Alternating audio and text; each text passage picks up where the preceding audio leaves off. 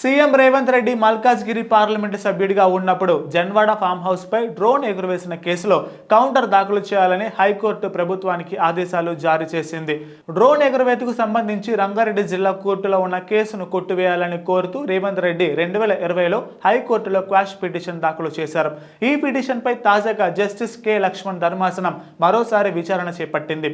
రేవంత్ రెడ్డి తరపున సీనియర్ న్యాయవాది ఎస్ నిరంజన్ రెడ్డి వాదనలు వినిపిస్తూ పిటిషనర్ పై పెట్టిన సెక్షన్ల జరిగిన నేరానికి సంబంధం లేదని తెలిపారు.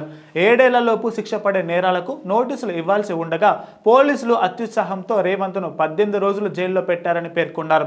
వాదనలు విన్న ధర్మాసనం ఈ వ్యవహారంలో ప్రభుత్వం తరపున కౌంటర్ దాఖలు చేయాలని రాష్ట్ర పబ్లిక్ ప్రాసిక్యూటర్ పల్లె నాగేశ్వరరావుకు ఆదేశాలు జారీ చేసింది. పోలీసులు రికార్డు చేసిన 5 సాక్షుల వాంగ్మూలాలు జన్వాడ ఫామ్ హౌస్ నిషేధిత ప్రాంతంలో లేదని నిరూపించేలా జీవో నంబర్ 92ను సమర్పించాలని ఆదేశించింది. తదుపరి విచారణ ఈ నెల 19కి వాయిదా వేసింది కోర్టు.